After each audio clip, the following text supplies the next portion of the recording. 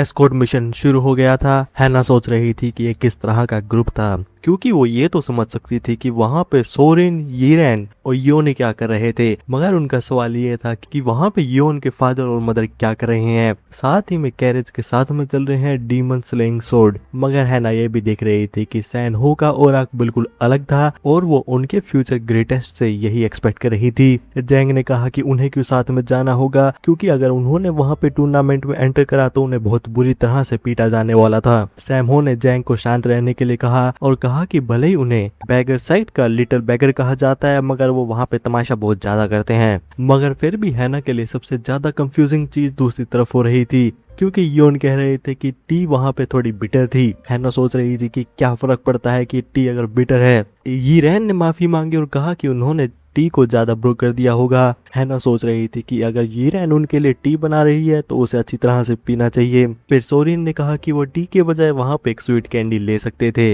योन ने कैंडी ले ली थी और कैंडी उनके लिए बहुत ज्यादा डिलीशियस थी। हैना सोरिन और यीरेन को रुकने के लिए कह रही थी और कह रही थी कि योन उनके लिए तो बिल्कुल भी नहीं थे। सैंग ने कहा कि देख के तो ऐसा ही लग रहा था कि दुनिया खत्म होने वाली थी। हैना भी कह रही थी कि ऐसा सब कुछ कैसे हो सकता है। सैंग ने कहा कि हो सकता था कि वो दोनों बहुत ज्यादा नाइव हों। हैना ने भी इस बात से एग्री करा और कहा कि वो उनसे बात करेंगी, क्योंकि वो एज ए वुमेन सोरेन और यीरेन को योन के साथ तो बिल्कुल भी नहीं देख सकती हैं। मुजिन सोच रहे थे कि जब सोरेन ने वहाँ पे एक बहुत बड़े एनिमी की बात करी थी तो क्या वो एक लव राइवल की बात कर रही थी। मुजिन ने भी देख लिया था कि अगर बात यहाँ पे आ गई थी तो सोरेन को जीतना होगा, क्योंकि वो मार्शल आर्ट और लव में वीकनेस तो नहीं दिखा सकती हैं। मुजिन भी रियलाइज कर रहे थे कि वो किस चीज के लिए वहाँ पे चीयर कर रहे थे, क्योंकि अगर जीतती हैं तो वहाँ पे उनके लिए जो प्राइज था वो था योन। तभी मुजिन ने अपने सामने कुछ देखा और वहाँ पे था एक मार्शल आर्टिस्ट जिसने कहा कि वो वहाँ पे आ चुका था। पर्सन ने पूछा कि क्या वो डोजियोन थे। योन ने भी वहाँ पे एक कंफ्यूजिंग रिएक्शन दिया।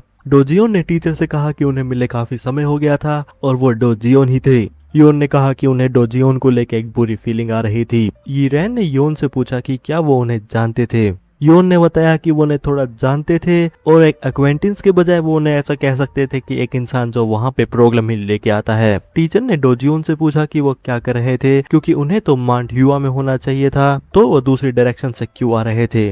डोजियोन ने कहा कि वो माउंट ह्यूआ के बारे में पहली बार सुन रहे थे। टीचर ने पूछा कि क्या वो मेन स्टेट में नहीं थे। डोजियोन ने बताया कि वो स्ट्रेटेजिस्ट के स्पेशल ऑर्डर के अंदर एक मिशन को कैरी कर रहे थे। टीचर भी समझ गए थे कि डोजियोन ने न्यूज के बारे में क्यों नहीं सुना था और उनसे पूछा कि उनके साथ क्या हुआ था। डोजियोन ने चिल्ला के बोला कि यहाँ पे बात करने का टाइम नहीं था, क्योंकि उनका पीछा किया जा रहा था। टीचर ने पूछा कि उनका पूछा कौन कर रहा था। तभी वहाँ पे डोजियोन के पीछे ग्रीन रोब्स में एनिमी आ चुके थे और ये था ग्रीन फॉरेस्ट गैंग। योन ने भी कहा कि ये बंदा हमेशा प्रॉब्लम ही लेके आता है। टीचर ने डोजियोन से कहा कि ये बातें उन्हें पहले बतानी चाहिए थी। डोजियोन ने कहा कि अभी सब कुछ एक्सप्लेन करना मुश्किल है और ये स्ट्रेटेजिस्ट का डायरेक्ट ऑर्डर है, और वो इतना ही कह सकते हैं कि वो ग्रीन फॉरेस्ट में अंडरकवर गए थे ताकि वो उन्हें इन्वेस्टिगेट कर सकें। टीचर ने कहा कि देख के तो ऐसा ही लग रहा था कि उनका अंडरकवर फेल हो चुका था। डोजियोन ने कॉन्फिडेंस से कहा कि वो पकड़े जा चुके थे। टीचर ने कहा कि ये कुछ भी प्राउड वाली बात तो नहीं थी। योन के फादर ने भी देखा कि डोजियोन वहाँ पे स्ट्रेटेजिस्ट के अंडर काम कर रहे थे और अभी उनका पीछा ग्रीन फॉरेस्ट कर रहा था। योन के फादर ने कहा कि डोजियोन अभी सेफ थे तो इस चीज को बढ़ाने की जरूरत नहीं थी, और यहाँ पे ऑफिशियल्स भी बहुत ज्यादा थे तो वहाँ पे फाइट को अवॉइड करना ही बेटर रहेगा। टीचर ने पूछा कि क्या वो ब्लैक फैक्शन को वही ऐसे इग्नोर करके साइड में से चले जाएं, और क्या उनके बारे में जो रूमर्स थे कि वो एक बिना दांत के शेर बन चुके थे सही थे। योन के फादर ने कहा कि बात ये नहीं थी, मगर वहाँ पे जो एनिमी के नंबर थे उसे इग्नोर नहीं करा जा सकता था, और अगर वहाँ पे फाइट होती है तो वो चिंता में थे कि चिल्ड्रन वहाँ पे हर्ट हो सकते हैं और उनका मिशन है उन्हें एस्कॉर्ट करना माउंट हुआ तक। टीचर ने भी देखा कि एक फेयर पॉइंट था। योन के फादर ने कहा कि वो बिना दांत के शेर की बात वापस लें। टीचर ने वहाँ पे बात को वापस ले लिया था और ब्लैक फॉरेस्ट की तरफ अनाउंस करा कि उन्हें नहीं पता था कि यहाँ पे क्या हुआ था, मगर इस समय से डोजियोन मार्शल अलायंस की प्रोटेक्शन के अंडर है, तो अगर वहाँ पे वो मार्शल अलायंस का एनिमी नहीं बनना चाहते हैं तो वापस चले जाएं। ग्रीन फॉरेस्ट के मेंबर ने कहा कि वो कब से मार्शल अलायंस के अच्छे टर्म में थे और वो इतने डरे हुए थे कि वो उनका गला काट सकते थे। टीचर ने भी देखा कि वो मार्शल अलायंस का नाम सुन के इस तरह कैसे रिएक्ट कर रहे हैं। डोजियोन ने बताया कि ग्रीन फॉरेस्ट एक नॉर्मल एनिमी नहीं है और उन्होंने अपना अंडरकवर ऐसे ही फेल नहीं कर दिया था। टीचर ने डोजियोन को पीछे होने के लिए कहा। टीचर को भी पता था कि भले ही डोजियोन की थोड़ी क्लमजी साइड हो, मगर फिर भी पिछली जनरेशन में वो 5 ड्रैगन में गिने जाते थे, तो क्या सच में ग्रीन फॉरेस्ट नॉर्मल गैंग से बहुत ज्यादा है। टीचर ने ग्रीन फॉरेस्ट से पूछा कि क्या वो मार्शल अलायंस से डरते नहीं हैं। ग्रीन फॉरेस्ट के मेंबर ने कहा कि वो उनसे डरेंगे क्यों नहीं, क्योंकि मार्शल अलायंस बहुत ज्यादा डरावनी जगह है और ये बात उन्हें बाकी सबसे ज्यादा पता है। मगर अगर वो वहाँ पे पर्सन देखे कि वो उस समय सराउंड हो चुके थे और अगर वहाँ पे सब लोग मर जाते हैं तो ये बात किसी को ही पता चलेगी। योन के फादर ने कहा कि लाइन क्रॉस हो रही थी और क्या उन्हें नहीं पता था कि वो कौन थे। योन भी सोच रहे थे कि क्या उनका फादर का नाम यहाँ पे वर्क करेगा, क्योंकि स्ट्रेटेजिस्ट ने तो यही कहा था। ईरैन ने योन से बात का मतलब पूछा। योन ने बताया कि उनके फादर की रेपुटेशन बहुत ज्यादा डरावनी है और यहाँ तक कि ब्लैक फैक्शन उनके नाम से पीछे हट जाते हैं। योन के फादर भी देख रहे थे कि वो काफी समय बाद अपने नाम का शो ऑफ कर सकते हैं। योन के फादर ने भी अपने आप को इंट्रोड्यूस करा और बताया कि वो राइटियस हीरो सोर्ड है और उनका नाम है जियोन।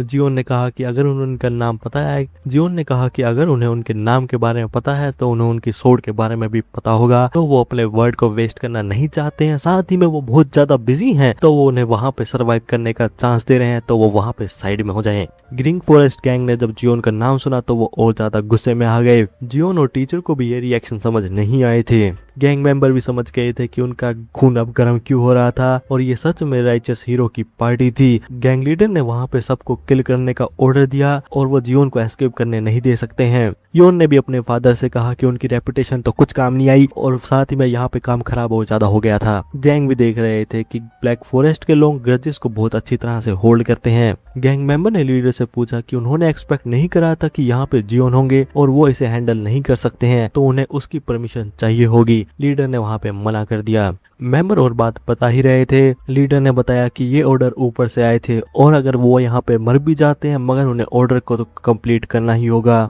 मगर वो फिर भी वहाँ पे जियोन को तो जाने नहीं दे सकते हैं और कहा कि वो अपने आप को सैक्रिफाइस करने के मोटिव से अटैक करें। इसी ऑर्डर के साथ ब्लैक फॉरेस्ट ने वहाँ पे पार्टी की तरफ अटैक कर दिया था। जियोन ने भी देखा कि इन लोगों का दिमाग खराब हो चुका था। टीचर ने इंस्ट्रक्शन दी कि ये ट्रेनिंग नहीं थी और रियल कॉम्बैट था, तो वो वहाँ पे सीरियसली फाइट करें। सभी लोगों ने वहाँ पे फाइट करना शुरू कर दिया था और वहाँ पे अटैक्स ब्लॉक हो रहे थे और डिफेंड हो रहे थे। तभी एक अटैक हुआ जियोन की तरफ। जियोन ने भी कहा कि देख के तो ऐसा लग रहा था कि ग्रीन फॉरेस्ट उनकी सोर्ड के बारे में भूल गया था और तभी जियोन ने वहां पे अटैक को डोज करा और वहां पे काउंटर अटैक भी कर दिया था। जियोन की सोर्ड में से वहां पे स्पार्क्स निकल रहे थे और जियोन यहाँ पे फॉल बैक हो चुके थे। जियोन को ये बात समझ नहीं आ रही थी कि एक नॉर्मल गैंग ने उनकी सोर्ड स्ट्राइक जिसमें ट्रू की भी थी उसे ब्लॉक कर लिया था। जियोन ने अनाउंस करा कि जितना एक्सपेक्ट करा गया था कि ये लोग उनसे ज्यादा स्ट्रॉन्ग थे, तो वो अपना गार्ड डाउन ना करें और वो जितना दिखने में लग रहे थे उसे 2 गुना स्ट्रॉन्ग तरह से फाइट करें। योन भी जो ये सब होता हुआ देख रहे थे वो कैरेट से नीचे उतर गए थे। योन की मोम ने पूछा कि क्या कुछ हुआ था।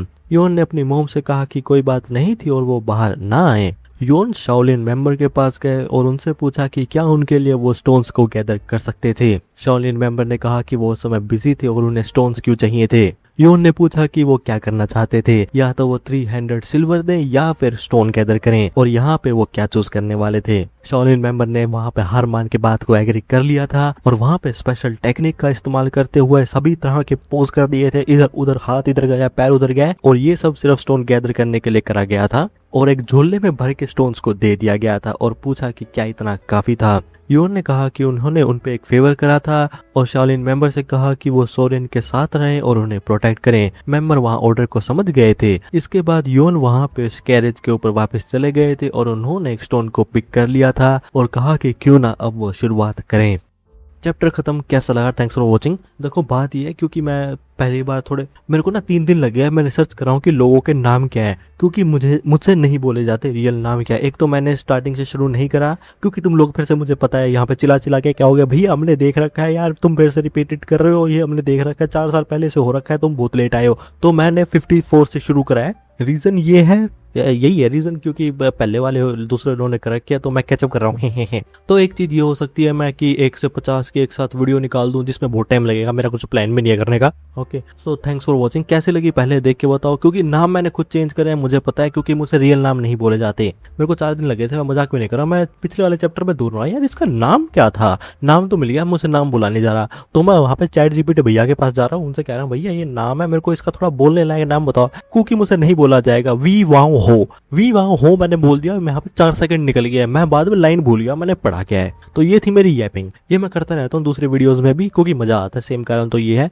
और यहाँ पे हुआ क्या, योन हमारे भाई वी योन जो नाम है उनका, वी योन हुआ या जो नाम है बढ़िया नाम है, सुन के बजा तो नहीं आया लेकिन नाम ठीक है। तो बात ये है, पत्थर ले लिया उन्होंने, मुरिम मुरिम कह रहा है मैंने, शाओलिन भाऊ, जो शालिन भाऊ क्यों हो गए वो, शाओलिन वाले जो हमारे मेंबर हैं उनसे क्या भाई पत्थर लेके आओ, मैंने पत्थर ले लिया, वहां पे ले कैरेज के ऊपर खड़े हो गए। कुछ नहीं होगा, जो ट्रेनिंग हुआ था वहां पे सब लोगों का दिमाग खराब हो जाएगा, मैं बता रहा हूँ। हर बार यही चीज होती है, फिक्स का स्क्रिप्ट है, मुझसे लिखवा लो, मैं क्रिएटिव तो नहीं हूँ लेकिन जो ये सेक्शन आते हैं ना, सेम चीज होगी। जैसे ट्रेनिंग में आप लोगों ने देखा ही होगा कि ट्रेनिंग में पत्थर ठा रहे मार रहे, पत्थर ठा रहे मार रहे। तो यहाँ पे क्वेश्चन ये आएगा कि कितना डेडली पत्थर होएगा, हमारा अटैक फोर्स कितनी होगी। तो डेट वाज इट। कैसे लगा वीडियो बताओ, नई सीरीज शुरू हुई है मुझे पता है, तुम्हें भी पता है, तुम ही देखने आए हो। अगर कोई मेरा एक जो मैं चीज करता हूँ, क्या करता हूँ मैं, टाइम स्टैम्प वाला कमेंट यहाँ पे करना है कि तुम लोगों को, वो ये है कि जो हमारे योन है उनके जो मास्टर हैं, जिन्होंने मार्शल आर्ट पूरा थप्पड़ मार मार के सिखाया, क्योंकि तमीज से तो योन ने कुछ सिखा नहीं है आज तक, तो आलसी बंदा है तो थप्पड़ मार मार के सिखाया, पत्थर मार मार के, जूते मार मार के, सब मार मार के सिखाया है। तो वहां पे